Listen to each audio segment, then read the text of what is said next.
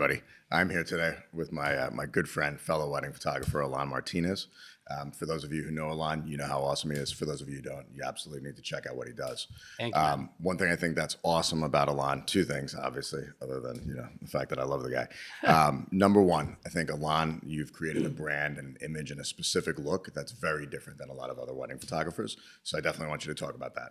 The second thing you've done, I think brilliantly, is everyone talks about how their wedding market is completely oversaturated today. That there's too much competition, there's too much this, and you're obviously in Miami. You know this better than anybody. There's a million photographers. If you go on the Knot, there's a directory of 800 wedding photographers locally in Miami.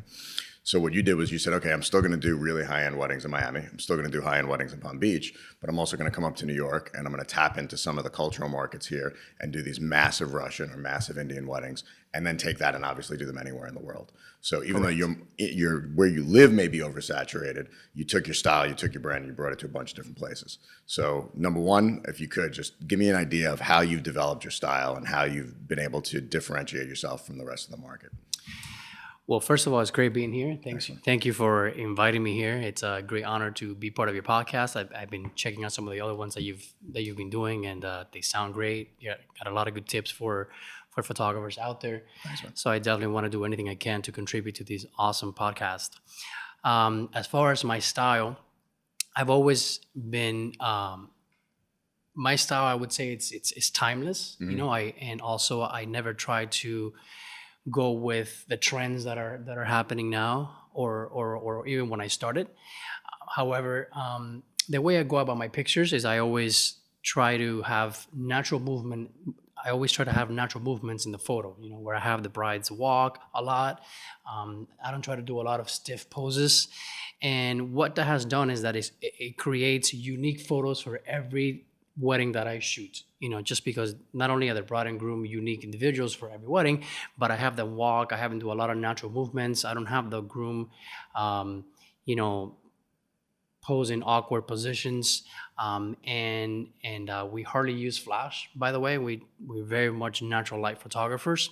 So how do you get those shots of the brides, the eyes? I think a lot of people, you're known for that shot, right? There's always that one stunning shot of the bride alone looking at you in the camera. So you're not using any flash for that? Never any flash. So I do spend a lot of time in that picture. Actually, every wedding right after her makeup is done, we spend about 5 minutes with the bride alone. Just 5 minutes with the bride, and I change into a macro lens. Okay. And I spend. So you shoot that with a macro always? Yeah, 100 macro 2.8, and we get as close as we can to the bride's eyes. The makeup has to be perfect for that shot, so it's very important that she has a good makeup artist, because the macro is going to capture, every imperfection on the makeup. And then it's either just right by a window where the lighting is very soft and beautiful, or if not, we use a reflector that has a hole in the center. It's actually called the Omega reflector, which gives the bride that beautiful ring light look. And then just a little bit of post-production, and that's what gives me those stunning eye shots that I get at every wedding. So one other thing I noticed about your work is you almost always have good light. So you're either getting up really early in the morning, you're shooting them late at night at sunset. How do you balance that out with the bride in advance? So you have the wedding planner who's probably telling you can't do that. Right. Trying to explain to the bride that, hey, if you want those shots, you're not going to get them at 3 o'clock in South Florida when the light is absolutely the worst. You're either going to get them earlier in the day or later in the 100%. So educating the client it's half the battle. So a bride will come to you with all these ideas and all these Pinterest pictures that they have saved, and they'll realize that their wedding is at 1 o'clock on the East Coast, and they want this flurry sun setting in the background with tall wheatgrass and completely backlit, and you have to make her understand that we're on the East Coast. And besides that, the sun is just so much harsher on the East Coast than it is on the West Coast. So educating the client and educating their expectations, it's half the battle, I believe. And however, when we do have the chance, we do try to plan the wedding timeline accordingly, with photography as their priority. We are, admittedly one of the most important vendors in the wedding day. If not the most. If not the most. Video, possibly close second, As far as the memories, we are the most important vendor, and therefore we have the we have the opportunity to dictate the timeline. So when we're meeting with the bride and groom and we're telling her what time she should be ready for photos, we try to push for a time where the lighting is good, if possible. You know, if the wedding is at 6 o'clock and they're doing the first look at 3 p.m., you know, lighting is going to be a little harsh. Yeah. However, if like most Jewish weddings happen after sundown, then it's quite possible that we can arrange for the first look and the photos to be when the light is a little softer, like, you know, 4 or 5 p.m. And then obviously if they want to do another session after the wedding, like a rock the dress or something like that, or a trash the dress, they call it too, then that's when we have all the freedom to do it whenever we want to, you know, especially if it's an early morning shoot. The only opportunity of doing that would be with another session. Yeah, so I think, you know, if you look on Instagram, people see these amazing images. Right. Right. And what clients and planners and the world doesn't understand is a lot of those are not shot the day of the wedding. 100%. There is absolutely no way you can get a bride to go to the Brooklyn Bridge for sunrise at 5:30 a.m. Correct. It's not happening. And then people think that that's sunset, and it's really not. It's not shot the day of, and what you're doing is you're setting up that shoot where hair and makeup start at 2:33 in the morning to get to the bridge for 5:30. And actually, a lot of times I'm seeing lately that photographers are going crazy, dropping skies in pictures where it doesn't even make sense. You know, in Florida, in Miami, you'll see a picture of a very well-known photographer in Miami as well, and you'll see a sunset shot on the East Coast, you know, and you totally know it's a dropped sky. And the sun doesn't set on the Right, yeah. Not you know, Cubans probably think that the sun sets on the East Coast in Miami, but it really doesn't. So every time I see that, every time a client shows me a picture like that, I just have to stop her right there and make her understand that it's a completely fake sky. Yeah, I just had a client come in and they showed me an engagement picture, and it's all the stars are in focus, really sharp, and the bride and groom are on a sand dune, and they're walking. Yeah. And I said, you know, it's impossible to have two people walking with the sky sharp. Right. And they're like, what? I'm like, that's like multiple images layered on together. I'm like, that doesn't exist. It's impossible to do that. And they were like, really? I'm like, yeah, it's totally fake. Like, I don't do that. I personally don't like the way it looks. It's probably even a stock image. If the stars are in focus, that's probably like a nighttime landscape photographer that specializes in that kind of stuff. You can't get stars sharp in a photo unless you have, you know, really fast wide angle lenses, you know? So it's probably a stock image that they bought and they dropped it in there. You know, yesterday I actually did a photo shoot in the Brooklyn Bridge, so you just mentioned it. And I will probably drop a sky in there, but just because it was completely cloudy, it was all white and it looks like crap. But I wouldn't drop a sunset shot there of the sun beaming through the towers of the Brooklyn Bridge. So if you want to add something that will add to the picture because just, you know, it looks bad without it, then, you know, I vote for that. But when you drop a sunset sky on a beach in Miami, then, you know, it just sets the wrong expectations. I think the other thing is it just takes mediocre. I think what you wind up with is it's mediocre photography, and then you're trying to make it better. If you just capture great images to start, you don't need to do anything. Oh, I'm 100% a fan of that. That's why we shoot JPEG. Actually, we believe on getting it right on camera first, and then you can worry about you know, the post-production. But even in cases where we need a little more latitude, we are aware of the limitations of the JPEG file, and when we are in a situation where we know we're going to need the latitude, then we go ahead and change into RAW. But exactly what you're saying is if you're starting off with something good, that's the bottom line. Is if you have I've seen your images, right? I had a camera. Right. You don't need to do that much to them. No. Whereas when you start off with a really shitty image, you're going to need to do a lot to it. So I shoot JPEG as well, and I make the same argument, which is, you know, I don't need 80 gigs per wedding. And if your exposures are on, which I know yours are, and I know mine are, you don't need that latitude because you start off with a good image. Yeah, and I never put myself in a situation where I'm going to depend on the raw latitude to get the correct photo. So if the sky is blown out, that is going to need more than 6 stops or something like that, or more than 3 stops, and then the bride is in the shade and you need to flash her face, that's going to need a lot of work in post-production, you know, and it's not really going to be a great image. But know? I think there's one thing you keep mentioning is the volume of shooting you do. Right. So it's not like you just show up and shoot 30 weddings a year. You are constantly shooting. And within constantly shooting, that's how you get really good at anything. Right. Yeah. Constant practice is the way to go. Constant being out there, whether or not it's shooting for weddings or boudoir or just be behind the camera. You're shooting this morning for your own podcast and your own workshop station on YouTube. Yeah. So we've been here in New York for 4 days already, and we extended our stay an extra few days just to shoot for our YouTube channel exclusively. Which I just found out it's going to be at 7 a.m. tomorrow morning. That's right. We're shooting tomorrow at 7 a.m. So, I told you early. I don't know if early in New York means early meant 10. Yeah. No. That's not early. We'll be done by 10 a.m. Yeah. So you also, the one thing I know, just from obviously us knowing each other so long, is I know you did a lot 10 years ago in South Florida, right?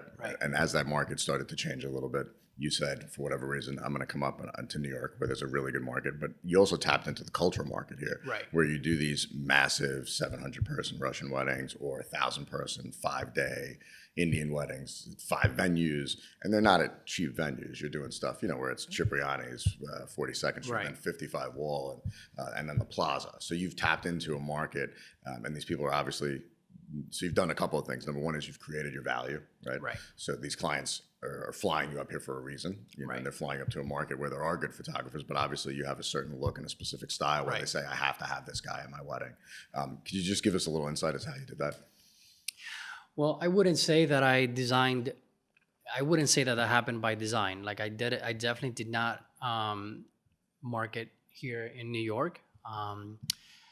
I have thought about it, and I want to actually put some marketing dollars and then market exclusively to the Indian market here in the Northeast, and perhaps other areas in the country too. But it all started with one client from each demographic group that I have up here, and it's actually only 2. I only have Russians and Indians up here. But it all started with one good client from each and doing a fantastic job for that person, which is the same thing we do for the second, third, and fourth. We do a fantastic job for every wedding that we do.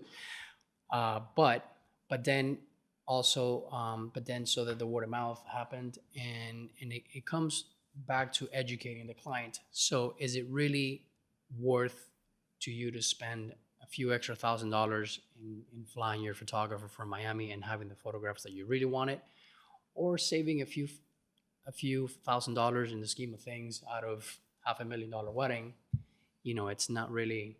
Which happens though, because we'll get I have clients come in and their budget's $500,000, and all of a sudden they want to spend the least amount on photography. Right, it makes no sense. But they're dropping $200,000 on flowers or $25,000 on a cake that's gonna be eaten and down the toilet in less than 24 hours. We have people come in, the wedding's at the Plaza. Ron Ben Israel's doing the cake. They're spending.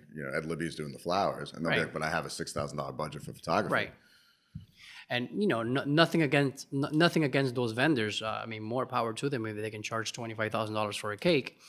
However, your priorities need to be set accordingly to how important things are to you. At the end of the day, photography is the only thing that you keep after the wedding, besides cinematography as well. But photography is definitely the thing that gets the most usage. You pull out a book a lot easier than you go see your video and things like that. Again, nothing against video or anything like that, but like we mentioned before, we are the top of the tier when it comes to importance on a wedding day. So I think even more so now, because at least I feel all anyone cares about is getting images for Instagram, right? So the vendors, so those huge weddings, the next day your phone's blowing up. Can I get pictures? Can I get pictures? Can I get pictures? And I know it must be frustrating for those vendors when they have a photographer that doesn't know how to shoot a room. Right. And then so it only makes sense for everyone to pitch in and say, hey, photography is of value, and spending, a few $1,000s more obviously makes sense there. Right. Yeah. And, to that point, we've had a great effort over the past 2 years where we don't want to battle, or we are battling with iPhone albums that get uploaded to the wedding, to the bride the next day. So we have a great effort in our studio now that come Monday or Tuesday after the wedding, we already have at least 60 to 70 photographs from the wedding day that we call teasers, and those are lightly retouched in Lightroom, and they're what we think are the best images that tell the story that day, and those are the ones that we share on Facebook or Instagram max 2 days after the wedding to battle against the plethora, the number of images that the bride will get from friends sending her iPhone pictures and things like that. It's got to be thousands of images they Yeah. receive after the weddings at this Correct. point. Between Correct. Instagram stories, Instagram, and Before you know it, she'll, have her profile picture be an iPhone picture that somebody took with an eye from the side like that, and that's what we're dealing with. That's the era that we're dealing with, the kind of photography that we're up against, and we're trying to battle that by providing something like that 1 to 2 days after the wedding. it was interesting. So we just did a wedding recently, and the client calls up after the wedding and goes, "My room was lit purple." I'm like, "Well, it was blue," and they go, "No, I shot it on my iPhone. It was purple." I'm like, "Well, your room was 4,700 degrees Kelvin, right? So my camera was 4,700 degrees Kelvin. So it's seeing exactly the same color temperatures that are in the room, right?" I asked the lighting guy. I said, "What are you at?" His room's at 4,700. When I shot the room, it was blue. Now, it may have been purple later on, but before they opened the room, it's blue. It was blue. So she goes, "Well, I have 1,000 iPhone pictures." I'm like, "Oh, exactly, yeah." But once everyone came in, they went from blue to purple to white. It changed multiple times. Right. But when we shot it, it was blue. She goes, "Well, I wanted it to be purple." I'm like, "Well, 15 minutes before the room opened up, it was blue." And it goes to what you say. Like, we're up against so many hurdles now. Right. It was 10 years ago. We didn't have all these problems. When I met you in Vegas, there was the beginning of the iPhone, and the camera sucked, so it wasn't a big deal. Whereas now, new iPhone XR takes some pretty decent pictures. Yeah. I mean, take some good pictures. Yeah. And we're up against the fact that the other thing, I think, which you is how much content the brides are consuming right now. So it used to be, "Hey, come into my office to see our pictures." They see more now before they meet us, or in a lot of cases, I know your clients are booking you via Skype or via the phone at this point, right? Mm-hmm. Correct. And how did you set that up? So at some point you said, "Okay, I see people are not coming into Miami to meet with me. A lot of my clients are in New York anyway." Correct. So you're just now emailing them prices, setting up a Skype or a FaceTime? Yeah. So I can't remember the last time I actually met with a client before they booked us. And so we try to qualify our leads first, for sure, to make sure that that it's a wedding that it's a good fit for each other, whether it be budget-wise or venue-wise or whatever the case may be. And once we qualify the clients, then we send them a quote, and I request a meeting via Skype if they want to meet, and that's when I explain the quote and go over every detail. And they're booking you without ever physically actually seeing you. Correct. Correct. At this point, they're booking us without ever actually physically meeting with us. But, this is actually why I also started the YouTube channel as well, so that my goal is that by the time they get to me, they almost already know me. Yep. It's just signing on the dotted line, and that's it. Because in this age, with Instagram, Facebook, YouTube, and everything like that, I feel like they should know me by the time I send them the prices. They should know about my personality. I should know about, and it's my time to know about theirs. And that's why I request a Skype meeting, But yeah, they definitely know the way our images look by looking at our Instagram. They'll know what our personality is like, how we shoot, and our methodology by looking at our YouTube channel. And it's one less meeting that I have to have in person. Which I think is awesome. And one thing I think that comes up a lot, right, is people may look at you and they say, they just see the finished work, right? They see, mid-30s now. They see you. More like late 30s. Late 30s. I'm being generous. I'm being generous. Thank you for I'm being generous here. I'll be 40 next year. Same here. Same here. But they see the finished product, right? So they see, that shot you get of the wedding, right? But they don't see the journey, the 15 years that it took. Yeah. And not just the journey to get here, but I make the argument it's more work to keep where you are than it was to get there in the first place. Because once you develop the brand, now it's when somebody walks in, 15 years ago, no one knew who Alain Martinez was. Right. Now, when I hire you for my wedding, I've seen 1 million pictures you shot. If I don't get that or better, I'm going to be pissed off. Yeah. And I'm paying a lot of money for you to be there now. Right. So, but to get to the point is, you work a lot. Yeah. And you don't just work a lot now. It took a lot of work to get here, but it probably equal, if not more work to stay where you are. Very true. So it takes not only what we were talking about before, about being constantly behind the camera, but I'm a huge believer in education, going to conferences and things like that. You and I met at WPPI. I actually haven't been in the past few years because I think, you plateau a little bit on what you learn. But you never plateau if you always behind the camera. So you always learn something new, even if it's a little something that you learn, that's continued education. And at this point, I can confidently say that I look at a person's face and I don't see a face. I see highlights and shadows, and I see lighting, whether it's good or bad, and I can pick out if the sun is hitting the nose a little incorrectly, the lighting is hitting the nose wrong, and you have a little tip of light in your nose. I can spot that within seconds before I even take the photo. Where some people may not even see that after the photo is printed, but I see it before I even take the photo, and I think that kind of experience does not come up. I know that kind of experience does not come overnight. You have to be constantly behind the camera. You have to learn how to see light, and and that comes with years and years of experience. Have you ever looked at? Do you have any old albums here? I found a book that I had when we were moving out of our previous office. I found a book that I had that's probably like 15 years old. And back then, I thought, I was the shit. And I look at those photos now, and I got goosebumps of how far we've come, because back then I looked at those images and I thought they were, they were decent. They were flawless to my understanding at that point. But I look at them now and they're soft. They were soft. The black and whites are green, and it could have been the printer as well, but I didn't see the fact that the black and white was green when I printed that book. And I still have it. I think I'll keep that book for forever because it'll keep us grounded. It'll let us know how far we've come. And I'm sure 10 years from now we'll look at something that we shot today and we can see how we continue to improve and continue to give our clients a better product every day, Yeah, and I think what you're talking about is really important because I was talking to a photographer recently and the work was amazing. If you looked at it, you'd go, wow. So I said, what's your methodology for shooting? And she looked at me and goes, what do you mean? I'm like, well, what do you do? She's like, I use A. I'm like, you mean AV, aperture priority? She goes, no, A for automatic.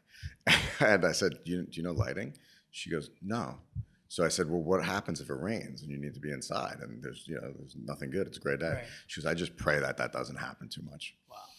And there's a lot of that right now. I think there's also a lot of, if you look at Instagram, especially on the West Coast, there's a very specific filter that everyone uses and everyone's stuff is really looking the same. Right. And I think everyone wants to flock to that because they think that that's the right decision.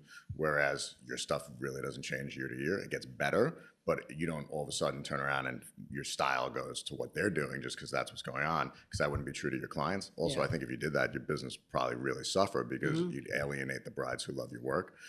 And I think the other thing is those things become really trendy. So it might be cool today, but tomorrow people look at it and that dates your work incredibly. 100%. That's exactly what I said in the beginning. We don't go with the trends. We are timeless photographers. And I get asked this question every single time I meet with a client. When a bride asks me, how do you differentiate your work?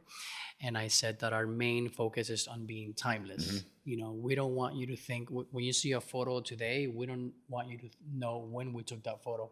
In fact, our sample album has images that I took 10 years ago and images that I took the last time whenever we printed that album.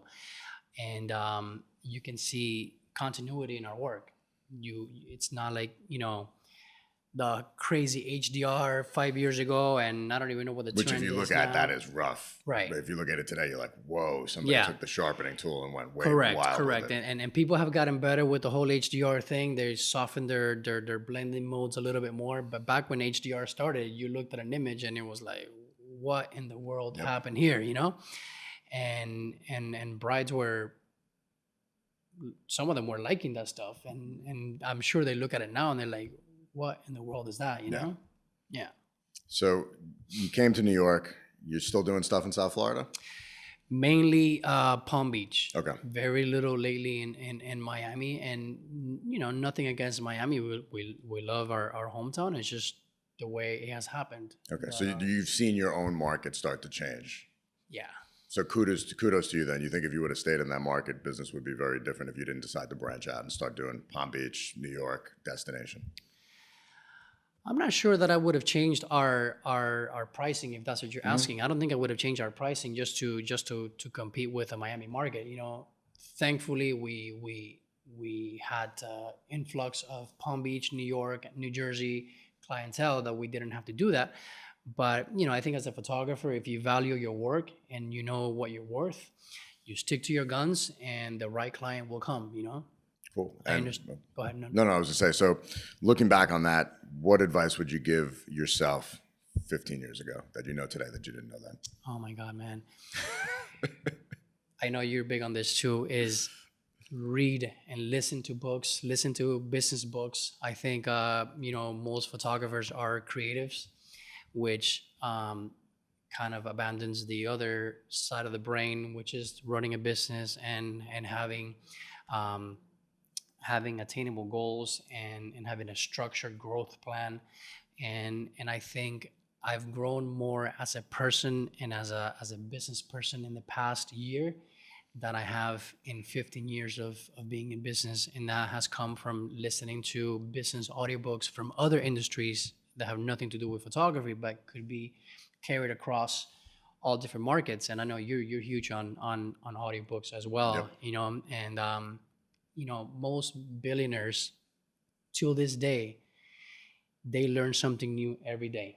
And they do that by reading books. You know, I'm sure they're so busy that they listen to audiobooks as well. But something as simple as using the time that you're stuck in traffic to learn. I mean, think about that. How game changer that is. I think your point goes to too is a lot of people right now in the wedding industry don't have that business background, right? You might be a creative, and especially with photographers, the point of entry to become a wedding photographer now, where it used to be tens of thousands of dollars. Right. Today, you could really go shoot a wedding probably for $5,000, especially with eBay and buying used equipment. All you need is a Mac, maybe a couple cameras, which you could buy used. So the point of entry is really low. But when you do that, you don't have the 15 years of background that you have now. Right. But I think to people out there who are in their early 20s or people who are just entering the industry, what we're saying is you got to put the work in, number one. You got to learn. But number two is if you want to do the higher end weddings, people just want to skip. They want to start at A and go right to Z. They don't realize that there's 24 other letters in the alphabet in between those points. And it takes a massive amount of work. It takes a massive amount of showing up consistently. People don't realize that. Like when I hire Alain Martinez, I want to know at 12 o'clock on Saturday, the day of my wedding, he's going to be there. That's right. You know, and consistently be there all the time, you know, minus obviously like death or something completely tragic. Right. But those things, those are to me the fundamentals that there may be more creative people in the world, but they can't lay that down. And without that, you can't have a successful business in this industry over a long period of time. Yeah. And you know, besides being creative and having a little bit of business background, you need to have the right personality to be able to lead a wedding on the wedding day, because we are leaders that day. You know, we have sometimes we're taking a family shot with 35, 40 people all looking at you and expecting you to direct them in a certain way. And here you are, you just met this family 10 seconds ago, you know, and they're late. Right. And the planner's yelling at you. Correct. And the ceremony needs to start. And you only have 10 minutes before they have to convert the room into a reception hall.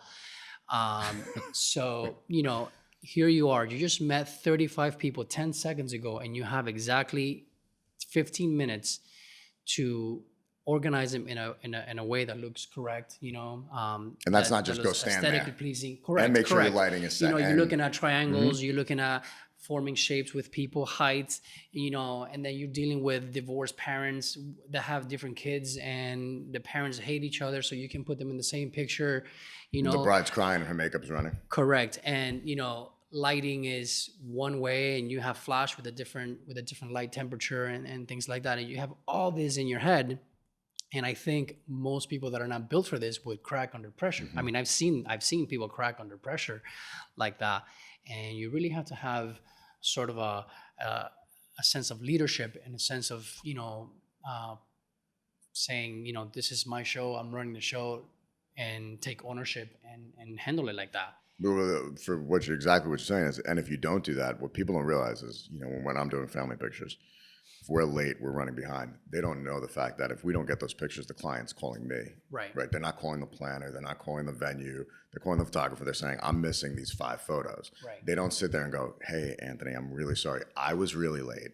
The venue was a disaster that day. The florist didn't have the chuppah set up, and the lighting company was shining a spotlight at the chuppah while you were trying to shoot, which you couldn't shoot because the lighting kept getting messed up. I apologize for all those things that happened to you. It's why don't I have those pictures? That goes very well with something I always say to people that have excuses, that you can't put caption on your photos. You can't tell a bride, well, your wedding sucked. You really can't. You have to deliver. She hired you to basically, deliver great work regardless of the situation. And honestly, that's why I think that's one of the things is where I think we shine, that it does not matter where we are, what kind of the day, what time of the day, what kind of mood they're in, and as long as you have a willing person that can work for you in front of the camera, we're delivering strong photos no matter what. So I know you just mentioned not having captions in your photos. Could you explain that? Yeah. So, this goes for not only photography, but for anything that you do in life, your final product, you cannot put captions on your final product. So you have to do whatever you have to do to deliver the work that you promised you would deliver and the reason why they hired you. And that goes across any industry. I think, if you care about your legacy and your name, you have to do whatever it takes to get the final product the way you promised it. And I think that is one of the strongest points that we have in our studio, where we deliver strong work week after week, regardless of what happens. And you've been around long enough to know that there's not a single wedding that's perfect, that goes by as planned. Someone is always late. Weather is very unpredictable. You're dealing with all kinds of different lighting scenarios, whether it be in the ceremony or outside. It could rain. There's a number of reasons why a million things could go wrong on the wedding day. But guess what? I've never seen a wedding of yours be a disaster. Like photos, I've never seen wedding photos of yours being a disaster. And that's because you adapt and you do whatever you got to do to deliver what Anthony Vasquez studio promised that it would do. We're sitting there, we were talking about dealing with family members that you just met 10 seconds ago, and you look back and you have 30 people waiting for you to pose them, and the lighting is messed up, and they're gonna turn the venue into the reception hall and in 15 minutes, and you have all this pressure on you, and it's only a person with a certain authority and also confidence, can handle something like that. And that kind of confidence and that kind of confidence only comes with time, I believe. And it's interesting. So we had interviewed last year. We brought in probably for new assistants, second photographers, total about 100 people. Right. And I had people who've been doing this 20 years, and I had people who were doing it for a month. I was cracking up reading your updates. And people think that those are lies or exaggerations, and everyone in my office can attest to them. Sylvia would be here interviewing with me, and we'd sit there and go, did they just really say that?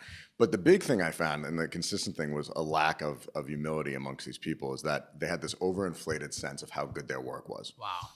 So, I'm like, all right, you're coming into a studio, regardless of what you think about the quality of my work, whatever it is, the quality of your work, I think we can sit back and say, hey, we've earned the right to be a critic of other people's work at this point, because we've been doing it 100%. almost half our lives, and we've consistently put out good work. Again, right. late 30s.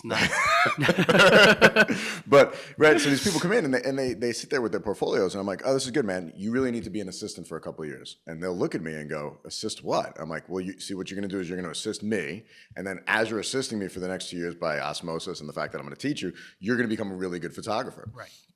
They go, 2 years? I'm like, yeah, probably, maybe a little longer. And they're like, well, I mean, how much do I get paid? I'm like, well, you already lost the test there. It's like, what do you mean, how much do you get paid? You're going to get paid crap for 2 years. Like, that's not how it works. It's an apprenticeship in essence, but you're going to come out at the end of the day really knowing your stuff, and you'd be a much better photographer, and you can do whatever you want with that for the rest of your life. And they look at me like I'm crazy or I'm the one smoking crack in this situation. And it's like, no, man, like you really need to check where you're at. You know, you shot 8 weddings. I do that sometimes in June. Like Right. you've done that over your course of your life. That's not a career. That's like kind of a hobby that you're just starting with. I can imagine 2 years of working under you. It's not only, you have a degree in photography at the end of those 2 years, but also a business degree in how to run a business, how to deal with, hundreds of brides and different personalities and things like that. It's not just the photography. And yeah, you're absolutely right. It takes a lot longer than 8 weddings to deliver the work that the brides are expecting from us at this level at this point in our career. And it's not just learning how to deal with things going wrong or emergencies. It's also, being able to deliver strong images that are going to match the ones that you're delivering of the bride. So let's say you obviously dealing with you're with the bride when she's getting ready, and you're getting all these awesome window shots right by the window with natural light, and it looks soft and beautiful and gorgeous lighting. And then you send your photographer to the groom's room, and he comes back with a bunch of flashed images that look nothing like what you have two rooms away, and you can't have that. So whoever works for your brand needs to be aware of your shooting style, and not only your style. I mean, I'm sure you chose your style because that's what works. Mm-hmm. That's what's good photography, and whoever comes under your brand needs to understand that. Our lead artist at our studio, Melanie, she is undoubtedly almost better than me, I would say. Well, they deal with us, which in and of Right. itself is a that skill alone skill. is skill. it's worth a lot. But I could blindly send her anywhere, and I know that the photos will look exactly like I would do in the same situation. that just costs you some money, right? Yeah. Yeah. It might be a little lower vantage point because she's a little shorter than me, but hey, she needs to get higher, and she'll climb on a chair or do whatever she has to do. But I know that she'll get the shot that I would have gotten had I been in that same exact situation. And if it's dark and the windows need to be open the freaking windows. Mm-hmm. Don't use a flash. If you have daylight coming through the window and you have this really powerful light shining tungsten lighting on your subject, turn the lamp off. Mm-hmm. If your makeup artist is doing the makeup in the bathroom, bring the bride to the window. Like, do whatever you have to do to get the consistent work that you show week after week. I agree 1,000%. And one other thing you and we just had a conversation about was managing budgets and finances, right? So I was talking to a photographer maybe like 8 months ago. She asked me to like run some numbers for her, and it was really interesting. So she's charging, just throw it out there. These are made up numbers, but you'll get the idea. She's charging $1,000, let's say, for a 10-hour wedding. And then she would go, if you want a second photographer, it's $200 more. So I said, how much do you pay your second photographer? She goes, $300. So I said, every time you send out a second photographer, you're actually losing money. And you and I were talking about, we love what we do, but at the end of the day, we are businesses and we need to make, we're for profit. So she goes, I'm losing money. I'm like, well, you're not only just losing the $100 that you paid her in salary, but what about all the editing time? And now all of a sudden, when you back that out, you're losing hundreds of dollars every time you send somebody out. So I know you run a profitable business. I run a profitable business. I think a lot of people in the wedding industry run a break even or run at a loss or run in what I would call almost a Ponzi scheme where they're fighting to get those deposits because if they're not booking the jobs, they literally can't pay their bills from month to month. Yeah. I would say not only do they run a business that they don't know whether they're having profit or loss, a lot of the times they have no idea how much it costs to produce an image. So the biggest mistake, not the biggest mistake, but the biggest lack of education I see in some of the young photographers starting is that they see a 4x6 as being 15 cents. And the client sees that too, because Correct. I mean, I have a Shutterfly account, and I just ordered some 4x6s from it. I think it was 18 cents per 4x6. Right. So that is the biggest mistake, or I guess the biggest learning curve of a young photographer, to learn what it takes to produce that 4x6. Yeah, that's why somebody goes to me, you charge $30 for an 8x10. I'm like, well, yeah. And they go, that's ridiculous, as a client. And I said, how's that ridiculous? And they're like, well, it only costs. I'm like, no. Yeah. That's the cost to actually print it. Now I have overhead, staff, insurance, employees, payroll, car. There's so many things that factor into. Then I also need to pay myself. I have to take a salary, and that all factors into that. Of course. And then we all have to retouch the image, which somebody gets paid to sit at a computer and retouch it. And that time, ultimately, if you're paying somebody, let's say $20 an hour, and they spend 15 minutes, it costs $5 just to retouch that image. Yeah. Or even if it's your time, if it's the photographer's time. Yeah, and the space that you have to pay for you to sit there and edit the image, and the space that you have to rent for your staff to work every single day. It's not cheap having an office here on the west side of New York. So all that factors in. So, nothing further from the truth or actuality could be looking at a 4x6 as costing you 15 cents or 18 cents or whatever the case may be. And, same thing when you go to a doctor. You go into a doctor's office, and sometimes the doctor sees you for a minute, and then your insurance gets billed hundreds and thousands of dollars, and it's just yeah. And it is not just that minute that he or she spent with you; it's the 8 years that it took her to become a doctor. It's funny you said that. I went to go see a hand specialist. I tore a tendon in my right hand like 8 weeks ago. So I walk into the doctor. He sees me for about 7 minutes, right? And it was a friend of a client. So he goes, "You're going to get a massive bill in the mail because I don't take your insurance." I'm like, "What's massive?" He's like, "Thousands of dollars." And I didn't say, what do you mean thousands of dollars? Like, he's one of the top hand surgeons in the country. People fly all over to come see him. He went to school for 8 years. Then he specialized for 4 more years. Another 4 more and years. He's practicing for 12 more years. He's like 25 years in. That's gold. He's who you want to see if you have a problem with your hand. He looked at me for 6 minutes. Now, luckily, the bill was on my client. It was all good. I got to send him a really nice bottle of tequila. But I didn't sit there and go, "Hey, man, that's ridiculous. You only looked at me for 8 minutes." Right. It wasn't 8 minutes. He's past 25 years of his life dedicated to operating on people's hands. Right. And with us, it's no different. 20 years of shooting weddings, we've deserved and we've cultivated the right to charge a certain amount of money. Yeah, absolutely. I mean, I'm sure you've gotten the call, maybe not for a wedding, but when you do a commercial shoot or something like that for an uneducated client. And by uneducated, I don't mean that he didn't go to school or anything like that. I just meant that they're not educated on how much it costs to produce a final product.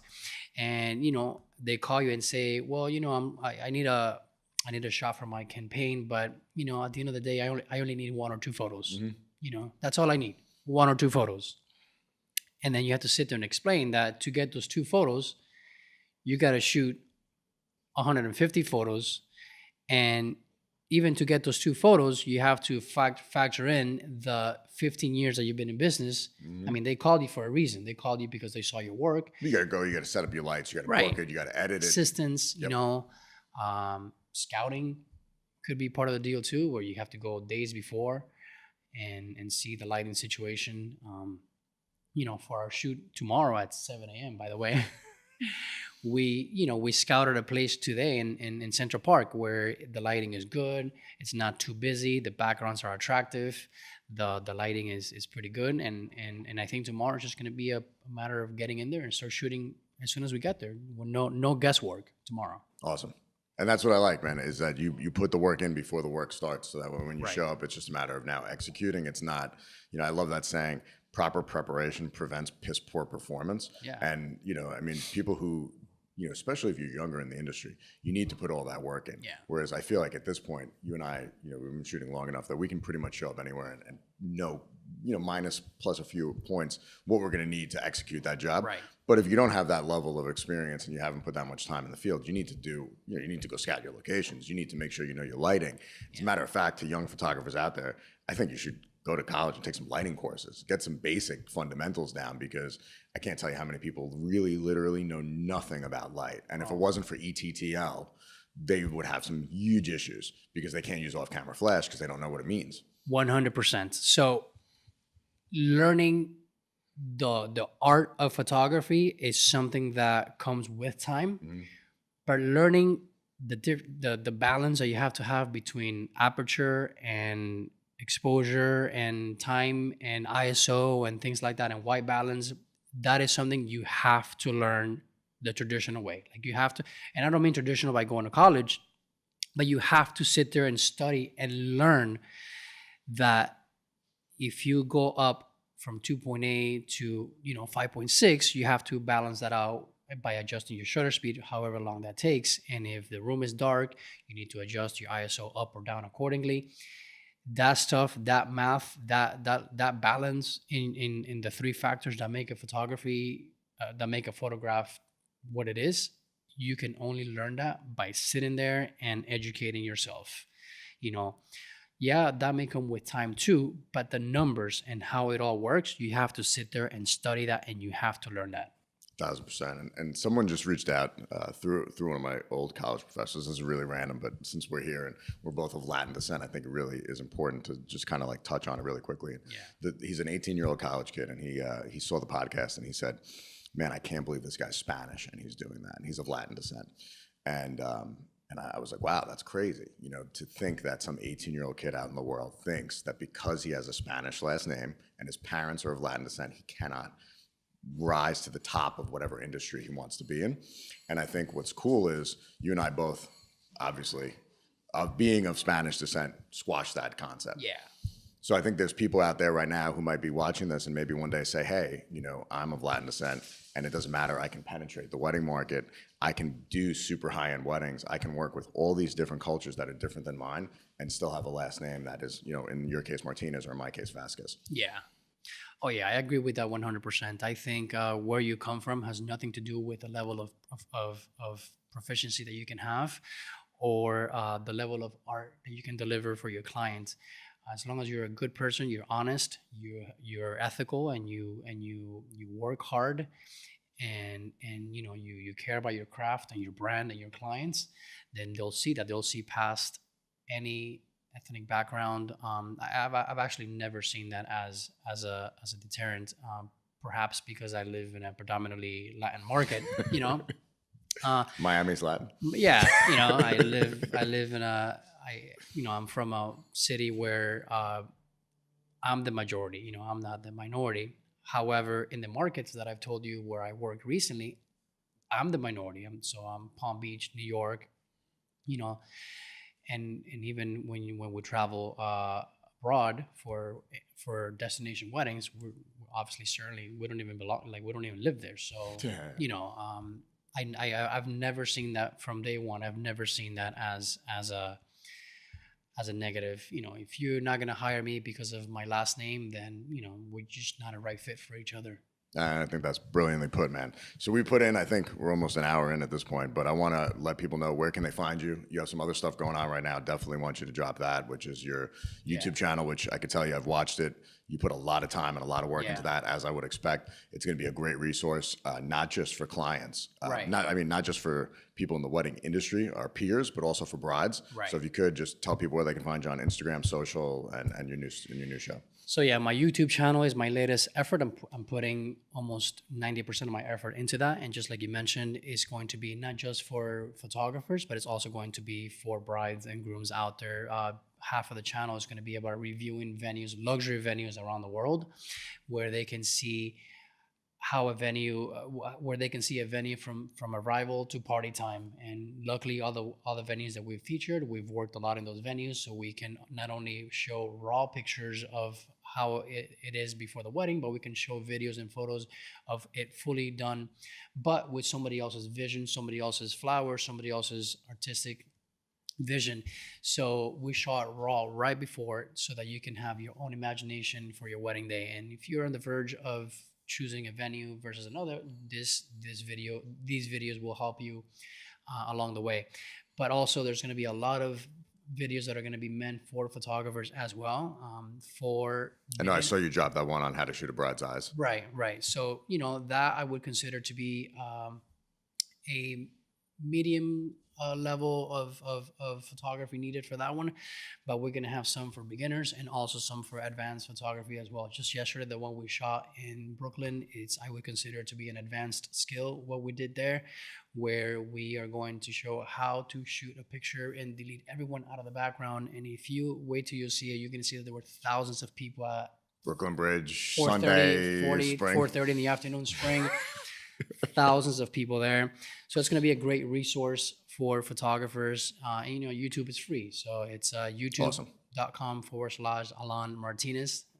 And we'll drop that in the show notes. And for everyone, it's ALAIN. Correct. It's ALAIN Martinez. Same for Facebook, Alain Martinez, and on Instagram, Alain Martinez Photo. That's my Instagram Sweet. address. Yeah. All right, man. Thank you for taking the time to do this. It'll be up soon, and I appreciate it, bro. I appreciate you. It's been a pleasure being here, and I'm going to continue checking out these podcasts, and I'm sure I will learn stuff from other photographers and other professionals that you've brought here. You always learn something from anything that you put your energy into. You always learn something positive. So thank you for having me, and I look forward to seeing them. Awesome. Thank you. You guys heard it from the man, Alain Martinez. Check him out. Follow him on social, and we'll see you soon. That's right.